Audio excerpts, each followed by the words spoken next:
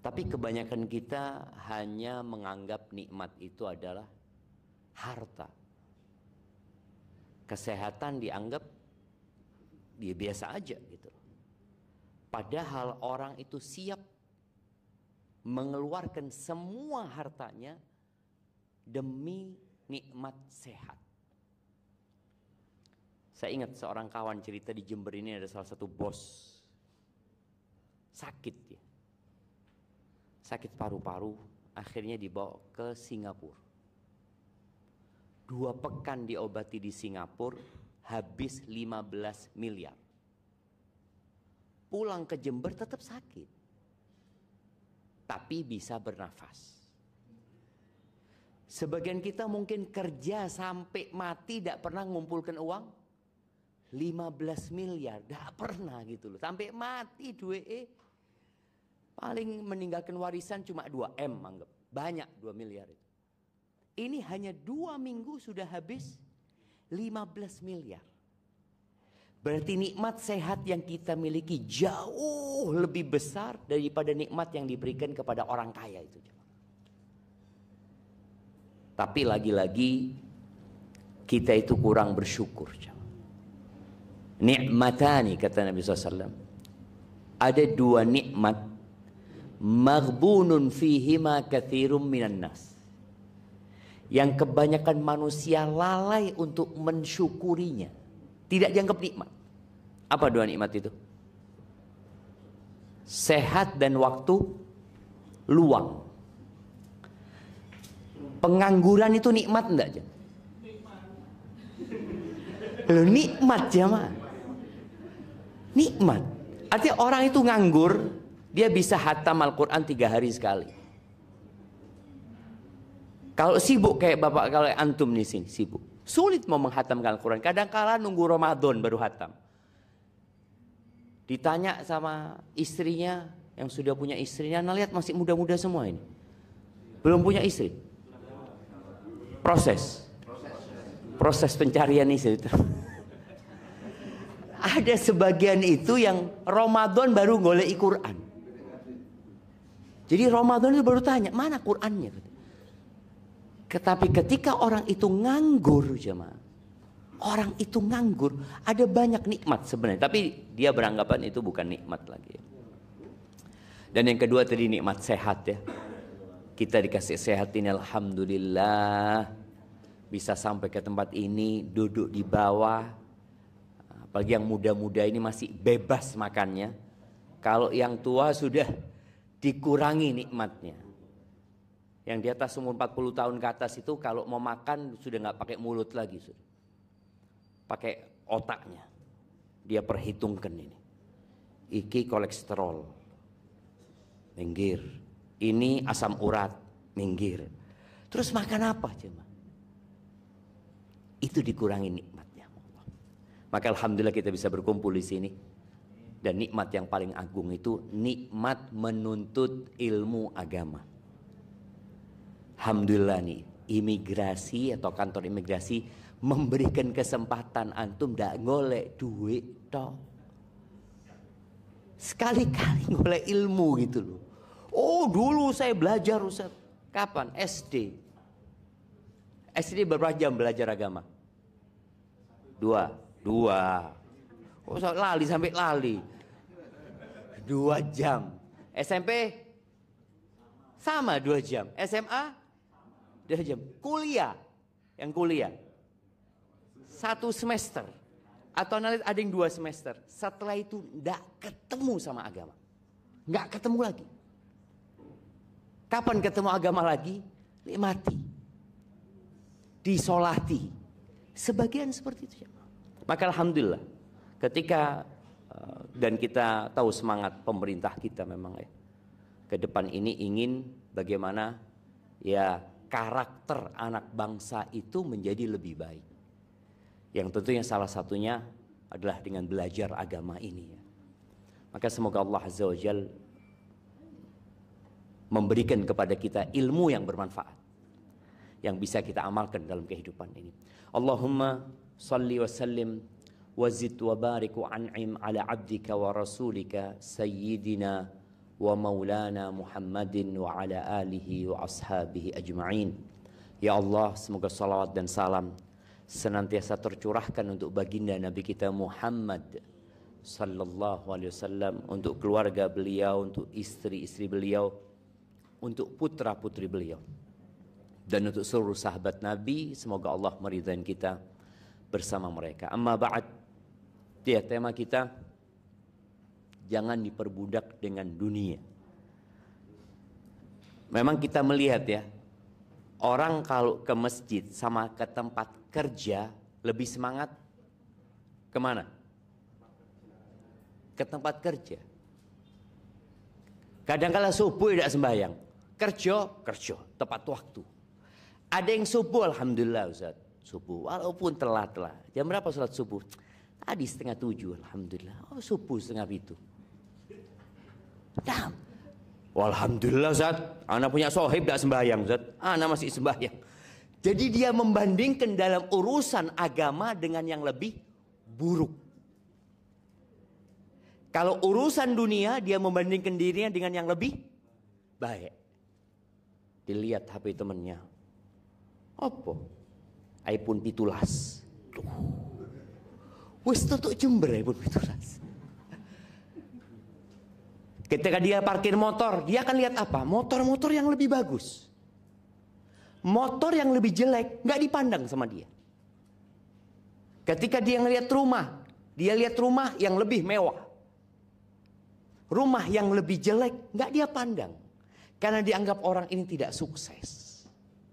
Yang sukses itu ini loh, pakaiannya seperti ini, mobilnya seperti ini, rumahnya seperti ini. Ahibati fillah, anak ingin antum semua buka handphonenya.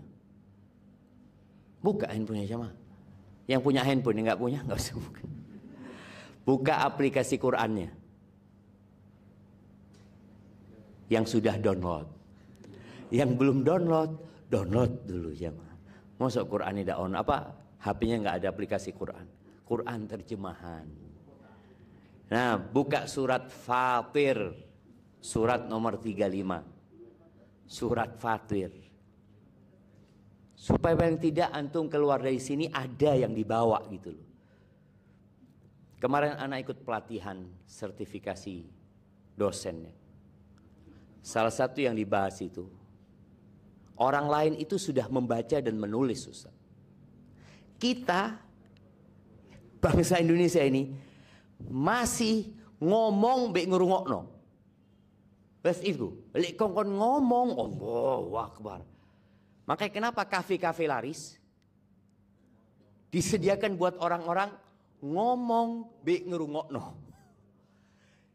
Sedangkan negara-negara lain, dicontohkan Brunei Darussalam, itu di kampusnya itu disediakan gazebo, yang di situ mereka membaca, menulis, mengkaji. Tapi kalau kita masih ngomong dan ngurung-ngurung, makanya kepingin antum membaca. Paling nggak ada yang dibaca hari ini. Ya, surat Fatir ayat 5 dan 6. Siapa yang mau baca? Nah, fadhal. Ya, berikan mic-nya Mas Ismi. Ini beliau.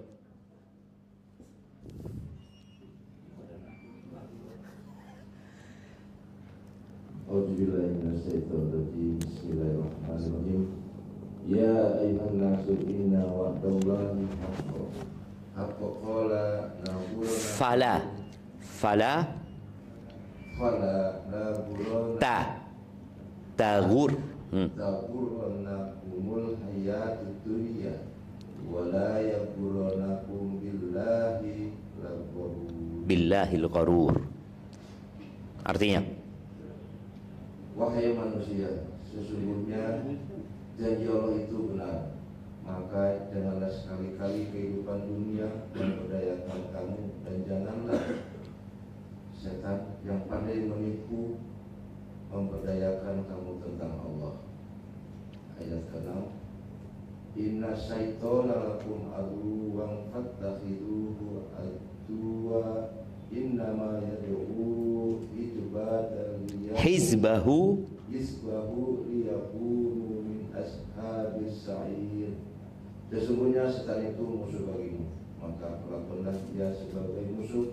Sesungguhnya setan itu hanya mengajak golongannya agar mereka menjadi penghuni neraka sa'ir yang menyala-nyala. Barakallahu fikum.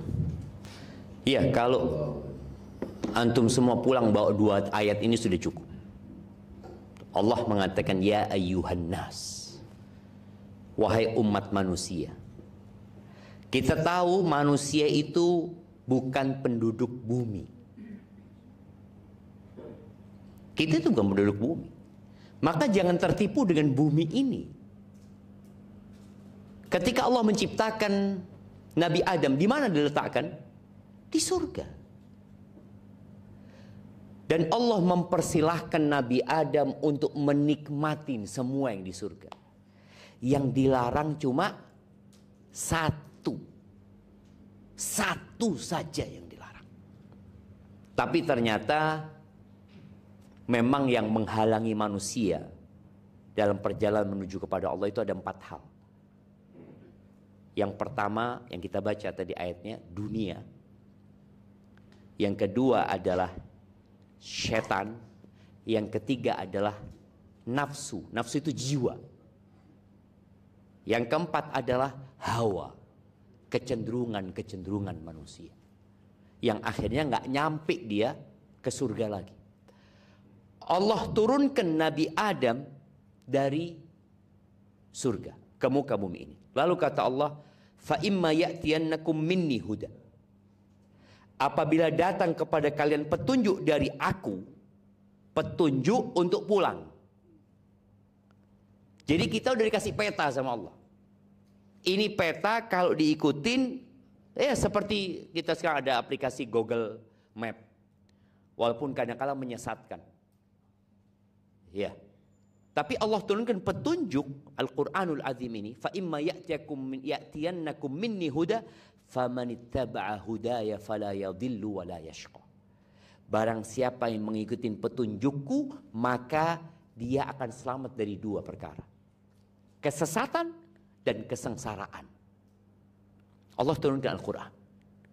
Maka Allah kasih tahu kita, fala taghurrannakumul hayatud dunya. Jangan tertipu sama dunia. Dunia ini hanya permainan, jemaah. Kita lihat presiden kita gonta-ganti. Ganti lagi. Kita lihat rumah-rumah yang di sekitar kita. Apakah orang itu akan hidup di sana selama 100 tahun? Tidak ada. Tahu-tahu ganti lagi. Seperti anak-anak kalau main di pantai. Kadangkala anak-anak itu bikin rumah-rumahan, bikin benteng ya, bikin macam-macam, dialiri air laut, ya, seneng dia. Setelah itu bapaknya ngomong, nak, mulai nak, pulang. Dibawa itu jemaah. Ditinggal. Wah, dunia ini akan ditinggal. Berapa kali imigrasi Jember gonta-ganti kepala. Oh, di sebelah sana apa itu? Foto-fotonya siapa itu? Berapa orang yang sudah mati atau masih hidup? Hidup semua? Hah? Sebagian sudah meninggal. Yang lainnya? Nunggu meninggal. Kita kan ngomong hidup, sebenarnya nunggu meninggal. Itu yang Allah katakan, jangan tertipu sama dunia. Bohong dunia ini. Orang yang sukses hanya main-main belaka. Kalau kita lihat ya, orang yang main bola kemudian menang, pulang seneng, habis gitu, ya selesai kata dia. Dapat piala, dapat trofi, dibawa pulang ke rumahnya, dilihatin trofi itu. Kayak apa trofi? Tidak ada kata dia. Cuma untuk dilihat. Pernah lihat trofi pemenang bola dijual di Pasar Tanjung? Pernah melihat? Itu kehidupan dunia, jemaah. Dunia ini terkutuk. Kata Nabi SAW, ad-dunya mal'unatun mal'unun ma fiha. Dunia ini semuanya terkutuk dan yang ada di dalamnya terkutuk. Semua yang kita sentuh, semua yang kita lihat akan sirna. Itu pertanda tempat ini terkutuk. Antum pernah melihat ya, kadangkala ada mungkin film atau apa, orang berada di satu tempat dipegang hancur, hadid dunia. Maka Allah katakan idza zulzilatil ardu zilzala, ngadakan hancur semuanya. Semua yang ada di dalam dunia terkutuk. Ada dua yang tidak terkutuk. Perbuatan dan orang yang tidak terkutuk. Kalau perbuatan yang tidak terkutuk adalah zikrullah wa mawala, mengingat Allah. Kayak sekarang nih kita duduk bareng-bareng ingat Allah ya. Baca Quran tadi, wa mawala, ketaatan kepada Allah, sholat, sedekah ya. Kemudian bekerja dalam rangka mencari keridhaan Allah, itu juga tidak terlaknat. Yang penting di situ ada Allahnya. Itu kalau perbuatan. Kalau orang yang tidak terkutuk itu ada dua. Alimun wa muta'allimun. Kata Nabi SAW. Yang pertama orang yang berilmu. Berilmu tentang apa? Bukan tentang yang terkutuk. Kalau ilmu tentang dunia kan ditinggal lagi. Ilmu tentang akhirat dia. Ilmu yang mengantarkan dia ke surga dan menyelamatkan dari api neraka. Kalau di Jember ini ada satu orang, ini orang yang tahu satu-satunya peta menuju harta karun. Dan orang ini akan memberikan penjelasan di alun-alun Jember. Orang akan datang nggak? Orang akan berpikir, loh, aku kepingin soge. Maka dia akan datang. Maka nih orang yang alim, yang memberitahu, yang mengajarkan tentang bagaimana jalan menuju ke surga dan jauh dari api neraka. Yang kedua, wa muta'allim, orang yang mau belajar. Maka kita dalam rangka supaya tidak terkutuk, maka kita ngaji. Jadi penipu pertama itu adalah dunia. Cuma dunia ini memang menyilaukan. Nabi SAW mengatakan, inna dunya hulwatun khadirah. Dunia ini hulwah, manis dan hijau. Secara fitrah manusia, dia menyukai hal-hal yang manis. Dan suka memandang hal-hal yang hijau. Dan itu dunia. Makanya kalau kita lihat, kenapa koruptor itu tidak ada yang miskin? Antum coba lihat. Kalau orang miskin korupsi, mungkin rakyat mengatakan, ya kesian lah, memang dia tidak punya rumah, gitu loh. Tidak punya rumah, bojo tidak punya, gitu loh. Motor tidak punya, pantas dia korupsi. Tapi rata-rata koruptor itu sudah kaya, rumahnya sudah mewah. Makanya kalau kita lihat KPK bagaimana bergerak, dilihat rumahnya ditemukan di sini, disita barangnya sih loh. Iki wong wis sugih. Ini orang sudah kaya. Kalau kekayaannya itu, umpamanya dia tidak bekerja dan duduk di rumahnya, sampai mati tidak habis. Sampai mati tidak habis. Tapi karena tadi dunia ini hijau, dunia ini manis, sehingga orang terus seperti minum air laut, nggak pernah puas. Wa innallaha mustakhlifukum fiha. Allah menjadikan kalian khalifah di dalamnya. Khalifah itu artinya generasi yang akan tergantikan. Kita lihat bapak-bapak kepala kita di sana, semua tergantikan. Dan posisi antum sekarang akan digantikan orang lain. Oh iya, tapi anak akan naik ke atas. Taib, ketika antum naik ke atas, pada suatu hari antum akan mentok. Kemana akhirnya? Kuburan. Mentok. Akan diganti orang lain. Tolong itu harus kita pahami bersama. Posisi anak-anak akan diganti orang lain. Rumah anak akan ditempatin orang lain. Kalau anak mati lebih dahulu daripada istri anak mungkin akan dinikahin orang lain. Betul bapak-bapak? Enggak usah, tak kau mati bojoku. Dah iso mati. Mati di sini. Enggak ada istri yang lihat suaminya mati. Terus dia, bang, aku temelok. Enggak ada. Aku akan melanjutkan kehidupan ini. Maka tadi Allah menjadikan kita itu khalifah. Akan digantikan. Posisi kita pasti diganti orang lain. Fayandur kaifa ta'malun. Maka Allah akan melihat kalian beramal seperti apa. Pada saat kalian punya kesempatan di posisi itu, amalan kalian seperti apa? Wattaqud dunya wattaqun nisa. Hati-hati dengan dunia dan hati-hati dengan wanita. Oh, kenapa kau dikasih sitar ini? Iya. Kenapa toiletnya perempuan sama laki-laki dibedakan? Oh, ini bias gender, Ustaz. Kita harus kesetaraan. Toilet bareng-bareng. Bagaimana Bapak-bapak? Mau bareng-bareng? Kalau bapak-bapak siap, Dron. Bapak-bapak siap. Lu tadi.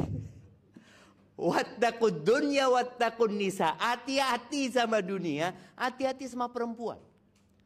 Fa inna awwala fitnati bani Israel kanat fin nisa. Yahudi itu rusak gara-gara perempuan. Itu kata Nabi SAW. Awal fitnah yang merusak itu mereka. Maka kita disuruh berhati-hati. Ahibati fillah. Terus sikap yang tepat seperti apa menghadapi dunia ini? Kalau tema kita jangan diperbudak sama dunia. Iya, seharusnya dunia itu di tangan kita. Bukan di atas kita. Capek orang itu kalau gendong dunia, kesel. Tapi letakkan di tangan dunia itu, jangan di hati. Karena kalau kita letakkan dunia di hati, maka dada kita akan sesak mikiri dunia. Kenapa kalau kita perhatikan doa sebelum tidur dan doa setelah tidur, bangun tidur ya. Doa sebelum tidur dan doa bangun tidur itu mengingatkan kita tentang kehidupan dunia ini. Bismikallahumma ahya wa amut atau amutu wa ahya. Dengan namamu aku mati ya Allah. Iya, aku mati ya. Besok ada rapat, belum tentu aku hidup loh. Besok ada transaksi loh, belum tentu aku hidup. Bangun aja belum tentu. Besok wallahu a'lam. Hari ini aku hidup dan hari ini aku mati. Kalau Allah tentukan hal itu. Ketika bangun tidur, apa yang dibaca? Nah, iya, Mas ini baca apa tadi bangun tidur? Kasih mic-nya. Alhamdulillahirabbil alamin. Sebelahnya baca apa? Alhamdulillahirabbil alamin. Oh, sebelahnya lagi. Belakangnya, kok bodoh kabeh ini? Sepakat memang.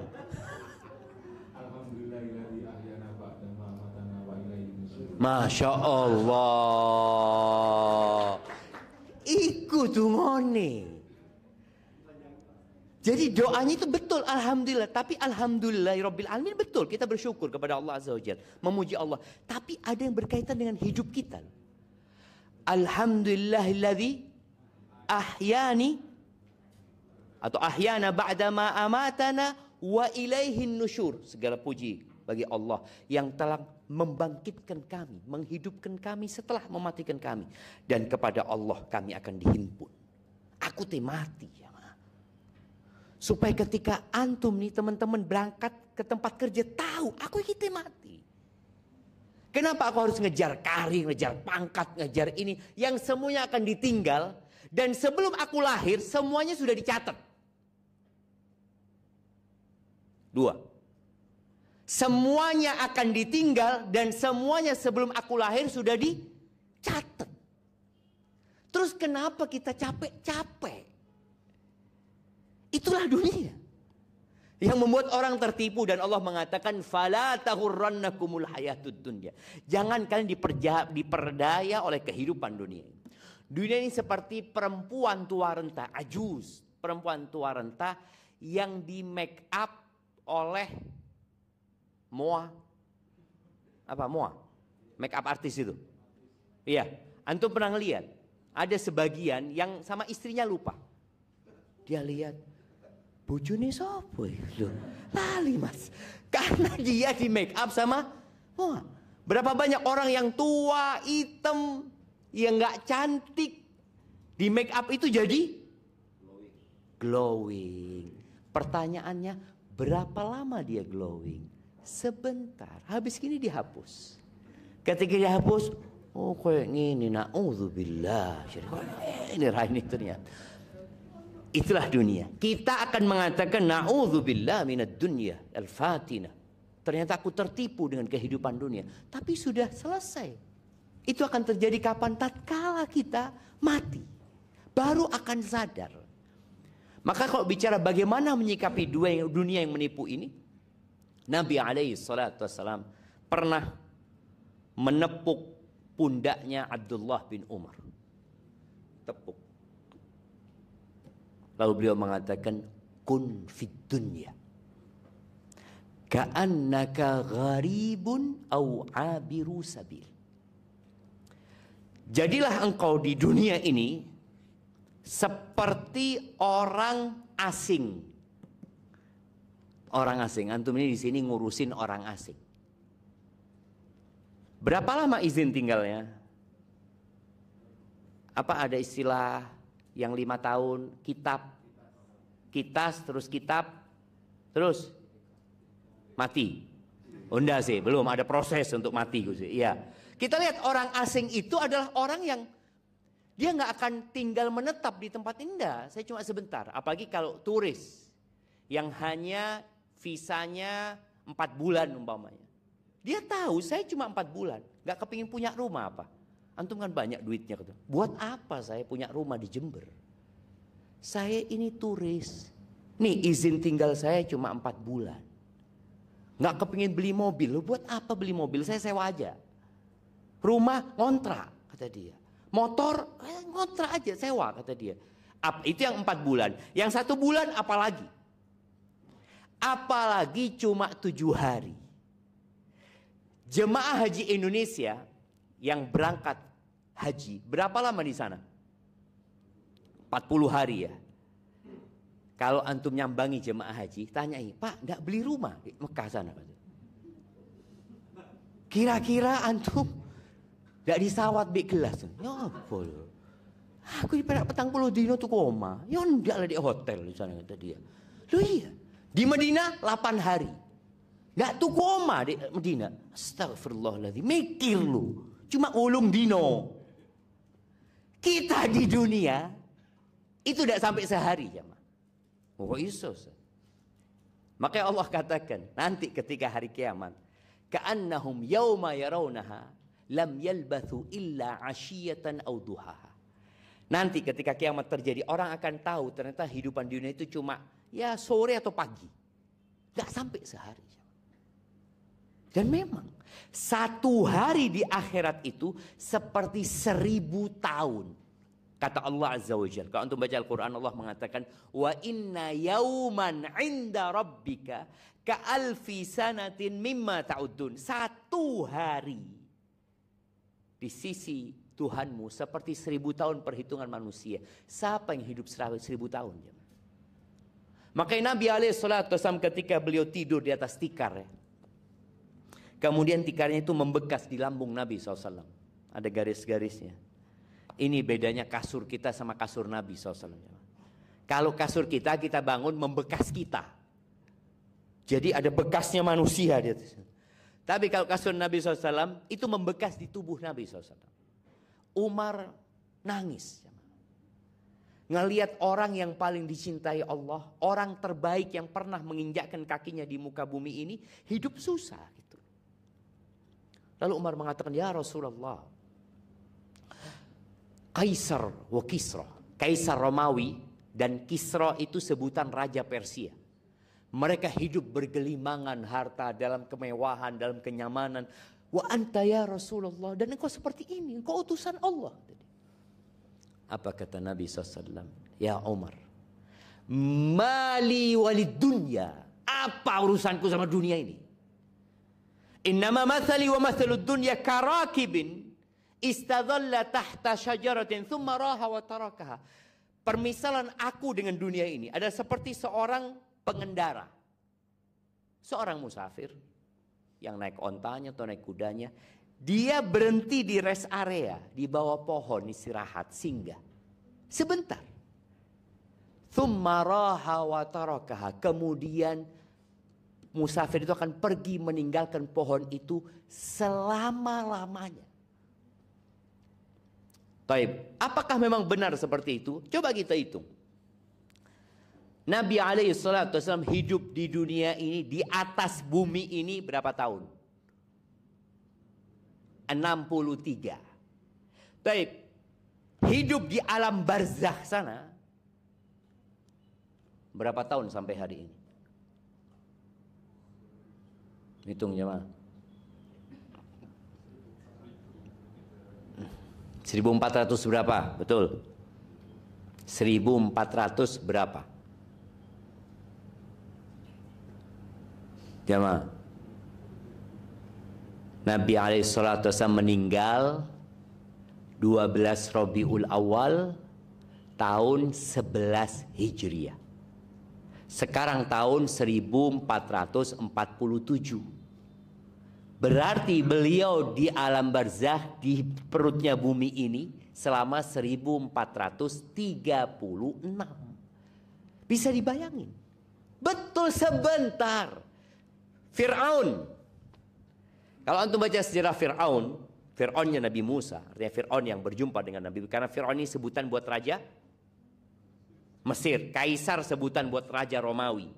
Kisra sebutan buat raja Persia. Najasyi sebutan buat raja Habasya. Fir'aun sebutan buat raja Mesir. Fir'aunnya Nabi Musa itu cuma 100 tahun umurnya aja. Nggak menikmatin juga dia. Dia disiksa. An-naru yu'raduna ala.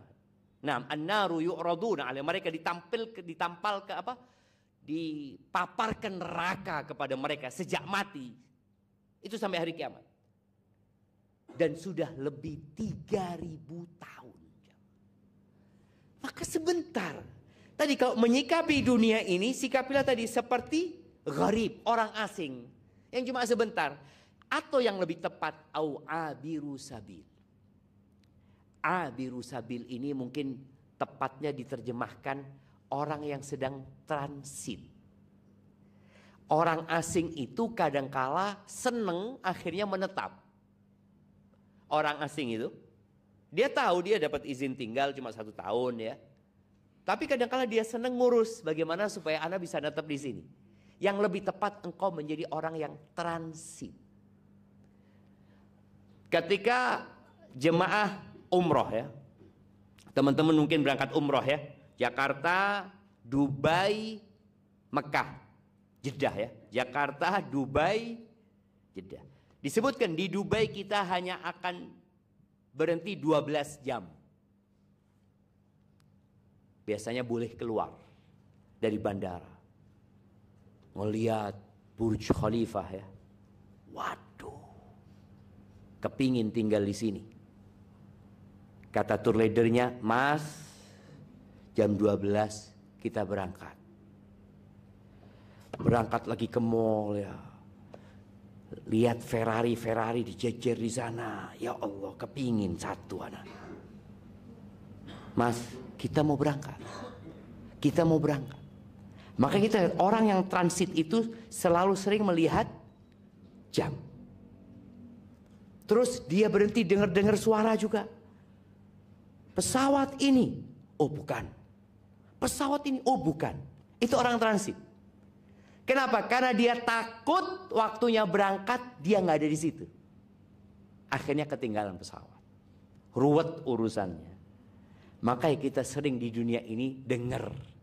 Apalagi sekarang dengan adanya mikrofon ya. Subuh-subuh kadang-kala anak di perumahan. Inna lillahi wa inna ilaihi rajiun. Aduh sopo sing budal di sini. Fulan. Nanti suatu hari akan ada sebutan inna lillahi wa inna ilaihi rajiun. Telah meninggal dunia, nama kita disebut jamaah. Kenapa? Ya kita memang transit di sini. Maka orang transit itu tidak mikir untuk bawa barang banyak. Enggak, anak transit soalnya harus bawa barang nanti pindah. Enggak, sudah. Terus gimana? Anak beli barang atau anak kirim barangnya. Maka itu yang seharusnya dilakukan di dunia ini. Boleh punya rumah di dunia, tapi ketahui rumah antum nggak lama.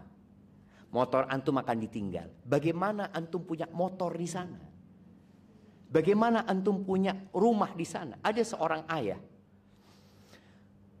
Waktunya sampai jam 2 menit lagi jemaah. Iya.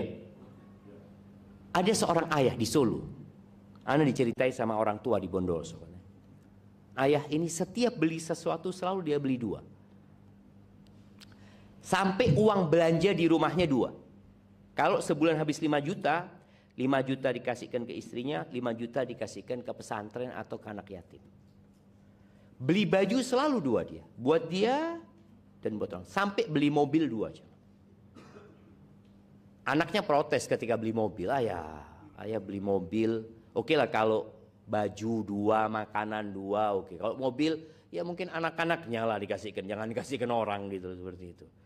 Kata sang ayah mengatakan, nah abah ini bukan hanya ingin naik mobil di dunia. Abah kepingin naik mobil di akhirat sana nanti. Nah, ini mobil bakal ayah tinggal. Harta ayah akan ditinggal semuanya. Kalian yang akan bagi-bagi nantinya. Tapi bagaimana ayah punya bekal di sana? Dan Allah sebutkan ya, ketika orang ini mati, yang dia inginkan sedekah.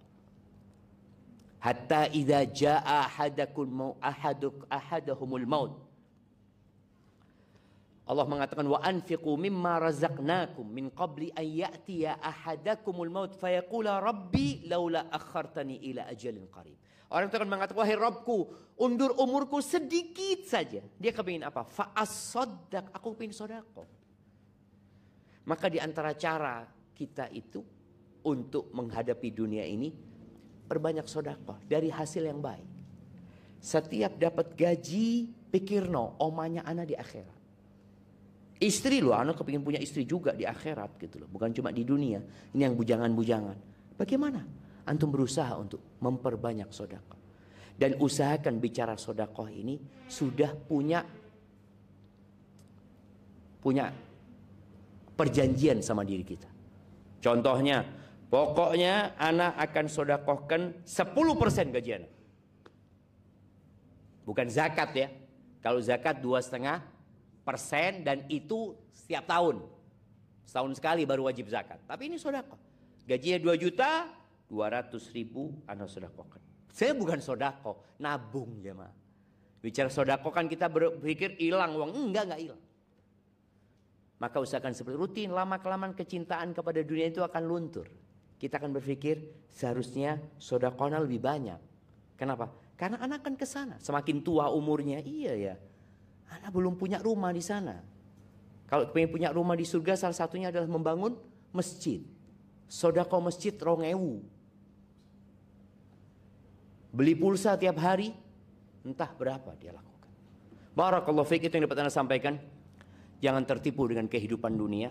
Jangan tertipu dengan syaitan yang menghalangi kita. Jangan tertipu dengan nafsu kita yang selalu membisikkan keburukan. Jangan tertipu dengan kecenderungan kita. Kenapa handphone itu macam-macam modelnya? Karena manusia punya kecondongan. Walaupun dia nggak butuh, dia akan beli. Maka tahan diri kita. Usahakan kita memikirkan akhirat kita juga. Hadza wallahu a'lam bishawab. Barakallahu fikum. Baik, untuk sesi selanjutnya, sesi tanya jawab akan dibuka dengan 2 pertanyaan dari bapak-bapak dulu. Silakan, ada yang mau bertanya.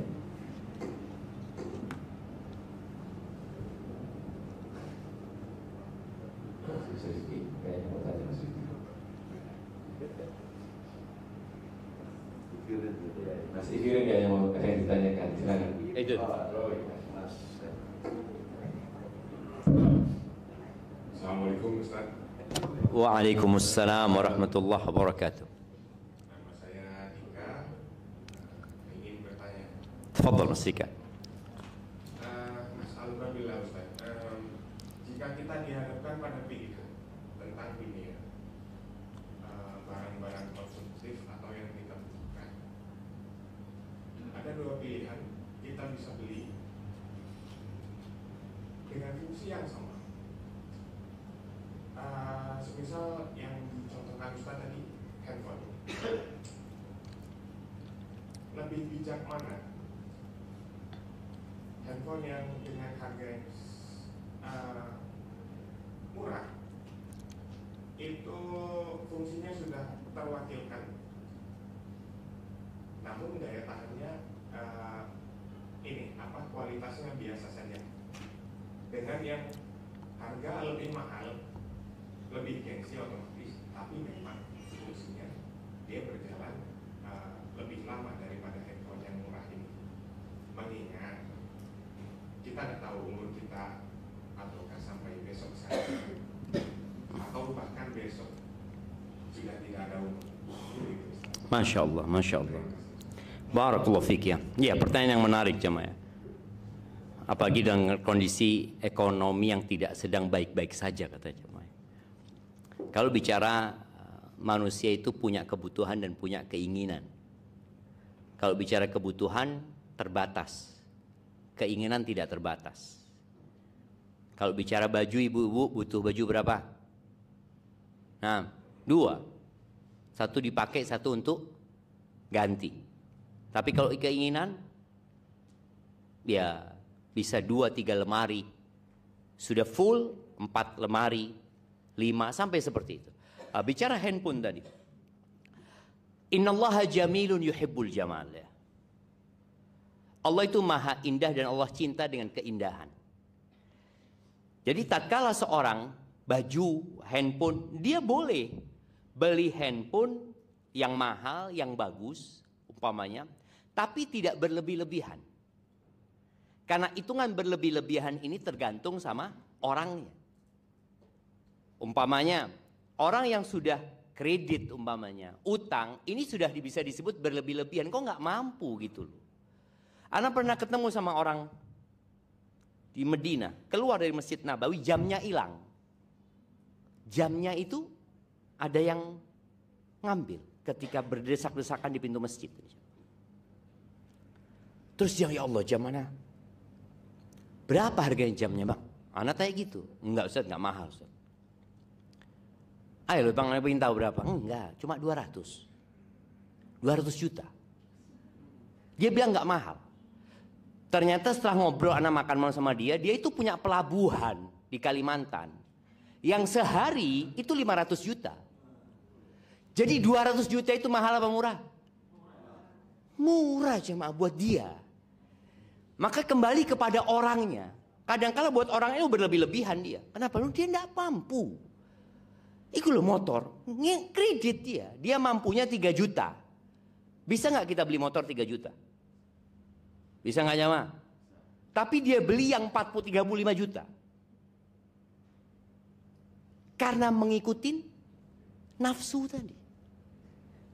Maka kalau bicara mana seharusnya yang dipilih sesuai dengan kemampuan. Engkau mampu mana? Dan tadi dikatakan ini mahal Ustaz, tapi bagus, lebih awet. Ya sudah, belilah hal itu. Kalau memang mampu lagi. Wa illa semua yang bagus-bagus mesti mahal gitu. Tapi kita nggak mampu. Nasihat ana jangan sering masuk ke marketplace. Itu termasuk godaan dunia. Karena kita ditampilkan dengan hal-hal yang kita nggak membutuhkannya. Dulu orang ke pasar itu, pasar ini tempat yang paling dibenci sama Allah ya, pasar ini. Paling dibenci sama Allah. Anda ngomong sama istri Anda, kalau ke pasar tolong catet yang mau dibeli apa. Karena kadang-kala mbak-mbak ini ke pasar, kalau nggak nyatet, dia ngomong enggak, Anda mau beli kos kaki kata dia. Pulang bawa sak kresek gitu. Loh apa sak kresek ini kata dia. Isi, oh ini murah, ini diskon, ini promo loh. Ya diborong pasar itu nanti semuanya. Maka tadi kalau bicara apa yang harus kita pilih ketika kita membutuhkan sesuatu, tentunya lihatlah kemampuan kita. Jangan membandingkan dirimu dengan orang lain. Fulan bisa beli ini, ya sudah itu fulan bukan ana. Dan dalam bekerja, orang yang bekerja niatnya memberikan nafkah kepada orang tua, atau memberikan nafkah kepada anak-anaknya, atau nih mas-mas ini yang masih muda-muda, tujuannya supaya nggak jadi benalu di masyarakat, supaya tidak ngerepotin orang tua, dia ingin mencukupi dirinya. Kata Nabi SAW, fahuwa fi sabilillah. Dia di jalan Allah. Tapi kalau dia bekerja niatnya riya'an wa mufakharatan, niatnya pamer, dia ingin bekerja supaya bisa beli ini untuk pamer dan untuk berbangga-banggaan, fahuwa fi sabilis syaitan. Ini orang di jalannya setan. Jadi tadi bekerjanya dan kemudian ketika dapat duit membelanjakannya harus pakai aturan dan harus pakai niat yang baik tadi. Maka nggak ada masalah ketika dia mau beli yang baik. Kalau dikatakan Ustadz kan ini mahal Ustadz, belum tentu umurnya sampai besok dia. Kan jadi warisan. Tetap yang diwariskan, insya Allah kalau mahal itu ono regoni gitu loh. Mungkin seperti itu. Jadi ingat innamal a'malu binniyat, dan tadi belilah yang dibutuhkan dan sesuai dengan kemampuan. Antum butuh motor, tafadhol beli motor, tapi sesuaikan dengan kemampuan antum. Barakallahu fikum. Naam. Untuk ibu-ibu silakan bila ada yang bertanya.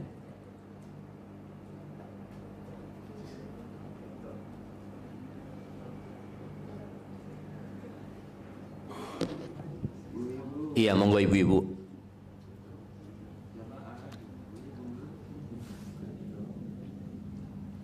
Iya, silakan. Ada.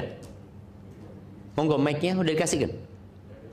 Loh ada yang mau tanya dari depan, kalau dari belakang nggak kelihatan antum. Ada. Oh ada mic-nya. Nah, silakan.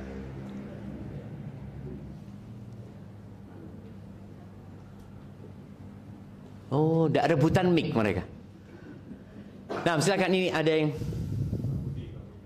apa maksudnya?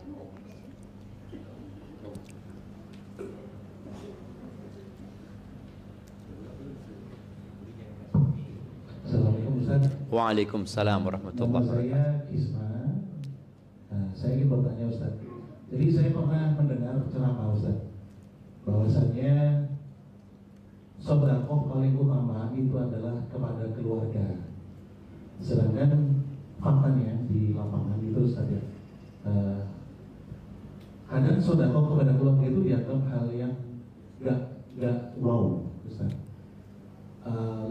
Banyak orang cenderung sedekah itu dilaksanakan kepada anak yatim, kemudian untuk masjid.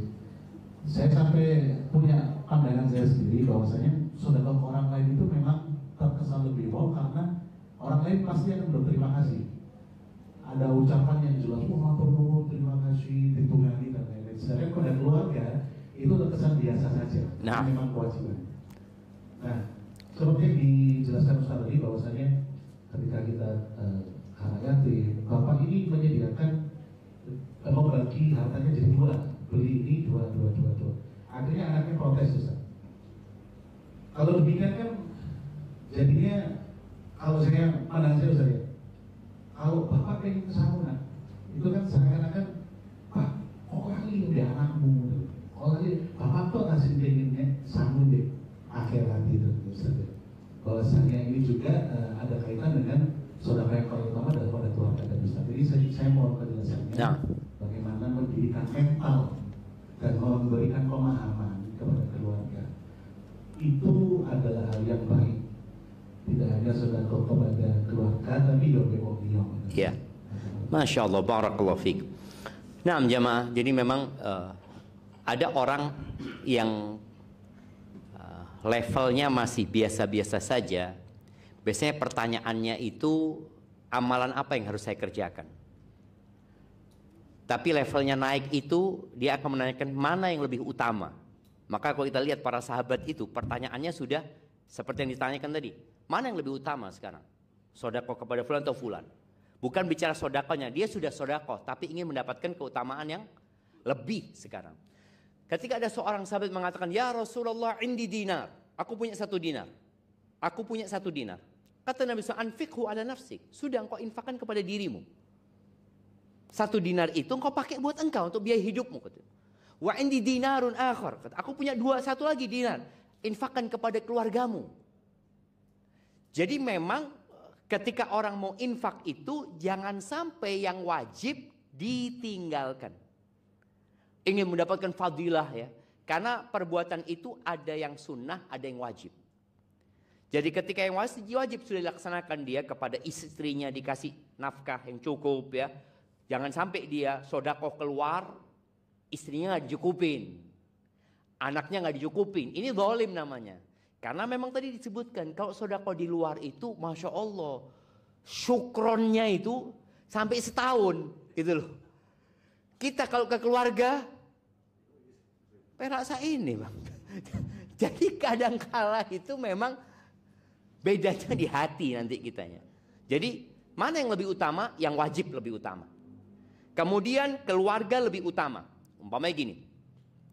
Kita bicara keluarga, ada keluarga yang jadi kewajiban kita, ada yang keluarga tidak jadi kewajiban kita. Umpamanya anak jadi kewajiban kita, tapi keponakan bukan kewajiban kita. Terus umpamanya bibi kita mungkin bukan kewajiban kita, karena ada suaminya, cuma bibi memang susah gitu loh. Nah, mulailah tadi dengan kerabat-kerabat. Ketika datang kepada Nabi SAW, seorang sahabat yang bernama Abu Talha. Setelah turun firman Allah, lan tanalul birra hatta tunfiqu mimma tuhibbun. Kalian tidak akan mencapai tingkat albir, kebajikan itu, sampai kalian menginfakkan apa yang kalian cintai. Karena banyak orang itu menginfakkan sesuatu yang wes tidak disenangi ngono lho. Baju tidak layak sudah. Makanan sudah mau rusak, bagi-bagi no gitu loh. Ini sahabat ketika turun ayat itu datang kepada Nabi SAW. Ya Rasulullah, inna ahabba mali. Harta yang paling aku cintai itu adalah biruha. Kebun kurma. Ada sumurnya di sana. Aku jadikan itu fisabilillah ya Rasulullah. Terserah engkau. Mau dikasihkan ke siapa? Terserah engkau. Apa kata Nabi SAW? Ara anta ja'alahu fil aqrabin. Kalau terserah aku, maka pendapatku kata Nabi SAW, engkau bagikan kepada kerabat-kerabatmu. Jadi memang tolong jangan sampai kita membantu saudara kita yang ada, umpamanya ada gempa ya. Ada gempa di Palu. Oh, kita sodako di sana. Ketika musibah itu nasional, insya Allah yang peduli banyak. Tapi kalau keponakanmu, adikmu, kakakmu, siapa yang peduli? Ya kita yang tahu dengan kondisi mereka. Mereka nggak mungkin ngumpulkan donasi gitu loh. Tapi kalau Palu bisa buka donasi untuk Palu apa. Maka tadi jangan sampai yang dekat dilupakan. Kita berpikir yang luar sana pahalanya lebih banyak. Enggak. Yang lebih banyak di kerabat. Tapi kalau sudah kerabat, ya tadi orang lain. Tadi orang tua itu kenapa tidak bagi-bagi sama anaknya? Kalau dia berikan kepada anaknya, mungkin dia tidak mendidik anaknya juga. Soalnya anak-anak kalau dimanjakan nantinya, beli ini itu semua loh. Kapan kau berusaha? Nah? Tapi bapaknya kan ngomong jelas kalau bapak mati, jadi warisan buat kalian. Nggak jadi warisan buat sekolahan itu nggak ada. Warisannya tetap buat anak-anaknya. Mungkin seperti itu. Allahu a'lam bishawab. Jazakallahu khair. Cek, Ustaz atas semua ilmu yang disampaikan pada hari ini. Mohon berkenan untuk menutup dengan Barakallahu fiik ya. Ada doa yang sering dibacakan Nabi SAW kalau beliau bermajlis dengan sahabatnya. Beliau mengatakan, Allahumma qsim lana min khasyatik ma tahulu bihi bainana wa baina ma'asik. Ya Allah, bagikan buat kami rasa takut kepadamu, yang dengannya kami terhalangi dari perbuatan kemaksiatan. Wa minat ta'ati ma tuballighuna bihi jannatak. Dan berikan kepada kami kepatuhan dan ketaatan kepadamu, yang dengannya engkau sampaikan kami ke surgamu. Wa minal yaqini ma tuhawwinu bihi alaina masaibat dunya. Dan berikan kepada kami keyakinan yang dengannya musibah-musibah dunia menjadi ringan. Wa matti'na bi asma'ina wa absarina wa quwwatina ma ahyaitana waj'alhu al-waritha minna. Ya Allah, jadikan kami bisa menikmatin pendengaran kami, penglihatan kami, kekuatan kami sampai kami mati, dan jadikan itu warisan kami. Waj'al tha'rana 'ala man zalamana wansurna 'ala man 'adana. Jadikan balasan kepada orang-orang yang menzalimin kami ya Allah. Tolonglah kami menghadapi orang-orang tersebut. Wala taj'alid dunya akbara hammina wala mablagha ilmina. Wala taj'al musibatana fi dinina wala taj'alid dunya akbara hammina wala mablagha ilmina wala tusallit alaina man la yarhamuna. Ya Allah, jangan jadikan musibah menimpa dalam urusan agama kami, dan jangan jadikan dunia ambisi kami yang paling besar, dan puncak dari keilmuan kami, dan jangan jadikan pemimpin buat kami orang-orang yang tidak mengasihi kami.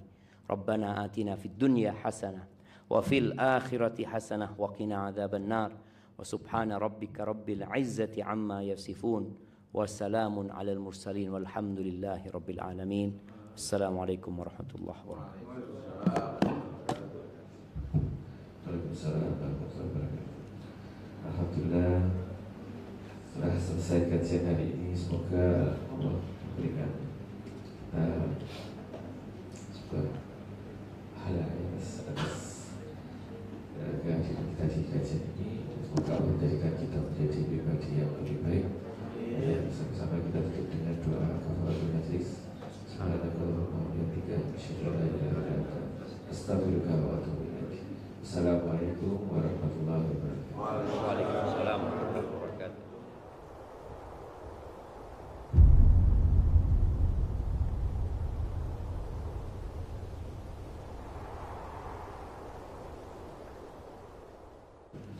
Alhamdulillah setelah selesai kajian hari ini, semoga Allah memberikan